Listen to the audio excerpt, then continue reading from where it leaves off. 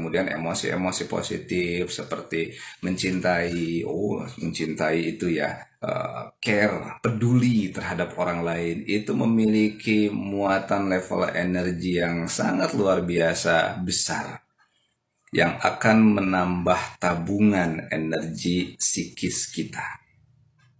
Ya, peduli pada orang lain, gitu.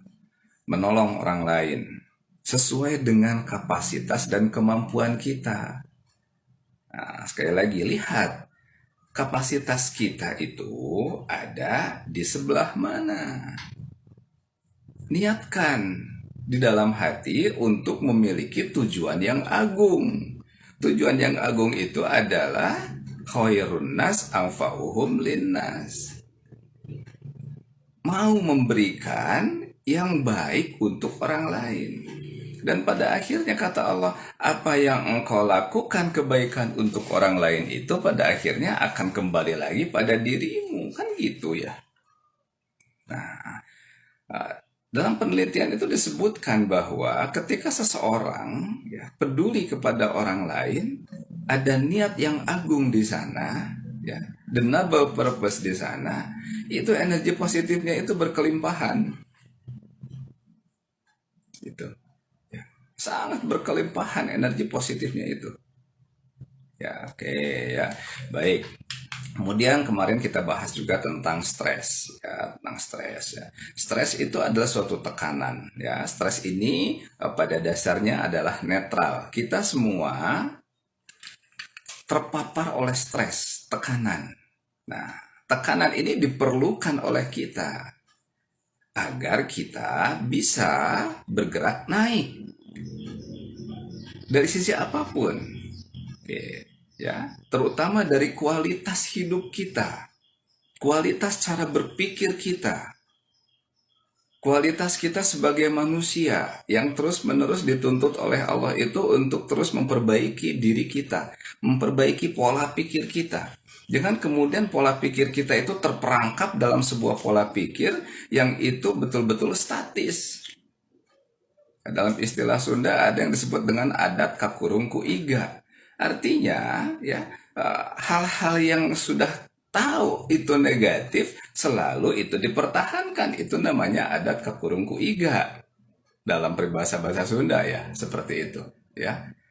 Nah, kalau kita sudah paham bahwa ini kayaknya merugikan diri saya, merugikan orang lain, lapangkan dada kita untuk mau berubah. Nah, hal itu hanya terjadi apabila kita mendapatkan suatu tekanan, itu stres. Nah, pada saat pemaknaan kita itu baik terhadap tekanan tersebut, maka yang muncul adalah istres. Gitu, ya. Istres itu adalah suatu kondisi yang sangat baik. Dengan tekanan itu, kita menjadi berpikir, mencari solusi. Istilah saya, fokus kepada solusi. Oh, ini yang terjadi nih. Nah, terus solusinya apa? Fokus kita pada solusi. Ini akan memunculkan stres. Kita akan semangat, kita akan mencari jalan keluar, inspirasi itu akan tercipta. Solusi itu akan menampakkan jalan di hadapan kita. Apabila kita memaknai tekanan itu dengan baik. Gitu. Susah dan memang perlu latihan.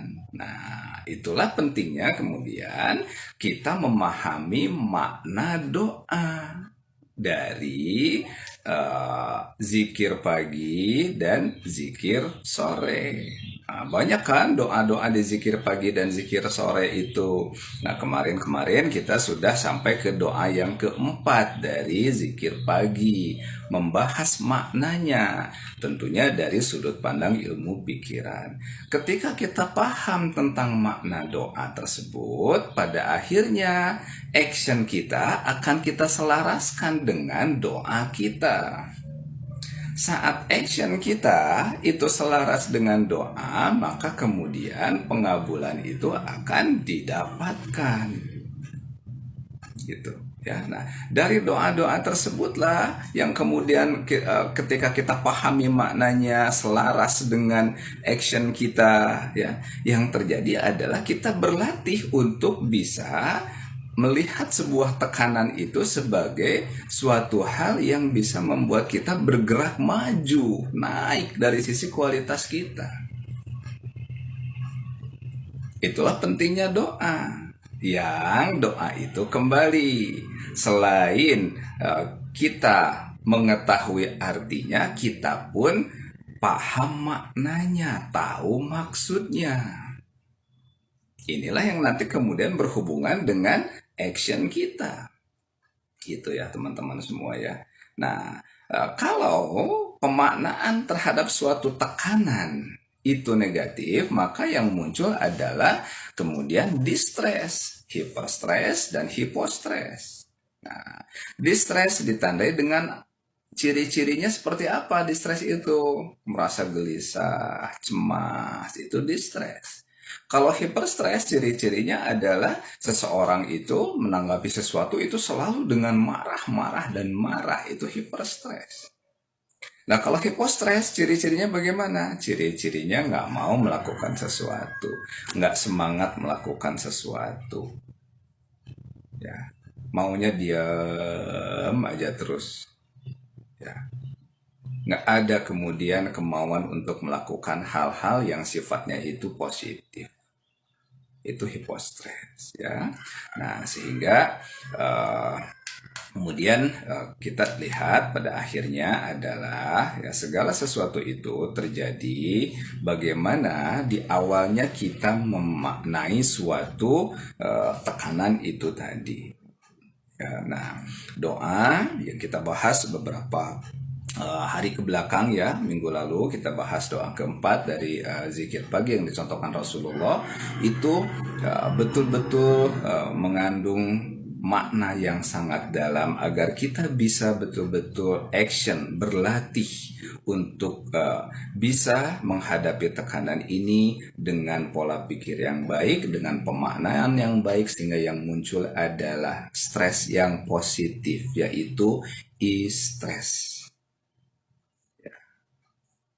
yang bisa membuat kita bergerak naik, naik, naik, dan naik ke arah yang lebih baik lagi, lebih baik lagi, lebih baik lagi.